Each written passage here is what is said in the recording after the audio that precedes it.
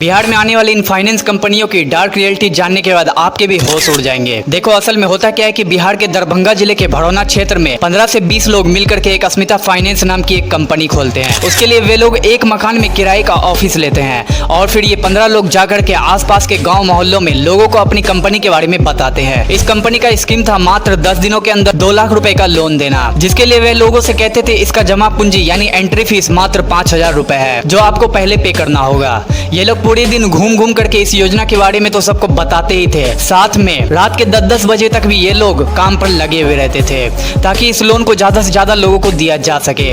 और फिर क्या औरतों को भी ये विश्वास हो गया कि अस्मिता फाइनेंस हमें 10 दिनों के अंदर ही 2 लाख रुपए का लोन देने वाली है, चलो 5-5 हजार रुपए जमा कर ही देते हैं। और इस तरह ये 15 लोग मिलकर के हजारों महिलाओं से मात्र 4 से 5 दिनों के अंदर ही करोड़ों रुपए इकट्ठा कर लेते हैं। अब आता है इस गेम में असली ट्विस्ट। देखो जब 10 दिन पूरे हो जाते हैं और इन लोगों के अकाउंट में एक भी रुपए नहीं आता, तब यह लोग अपने साहब के पास फोन लगाते हैं, लेकिन उन 15 साहब का फोन स्विच ऑफ आने लगता है और फिर काफी ढूंढने जांच पड़ताल करने के बाद भी उन लोगों का पता नहीं चलता। तब ये लोग गुस्से में अस्मिता फाइनेंस के ऑफिस के पास जाते हैं, जहां पर उन्हें ताला मारा हुआ दिखता है। और फिर बाद में पता चलता है कि जो कंपनी उनसे 5-5 हजार रुपए लेकर गई थी, असल में वह पूरी तरह से फर्जी थी। यही नहीं, जो उनसे अपना आईडी कार्ड दिखाकर लोन देने का वादा करते थे, उन सब का आईडी कार्ड तक फर्जी था। उन लोगों का नाम भी फर्जी निकला और उनके मोबाइल नंबर से लेकर जिस बाइक से वे लोग लोन देने के लिए घुमा करते थे, उस बाइक का नंबर प्लेट तक फर्जी निकला।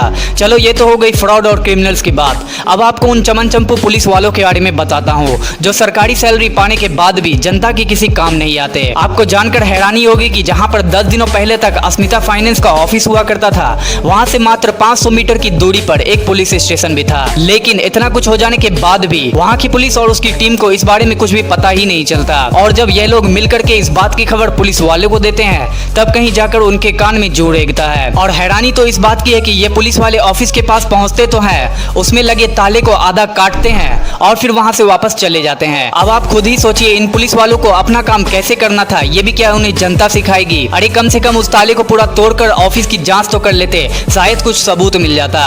वैसे आपका इन फ्रॉड अस्मिता फाइनेंस, उनके 15 लोग और साइड से इन करप्ट पुलिस ऑफिसर्स पर क्या विचार है, कमेंट में जरूर बताना।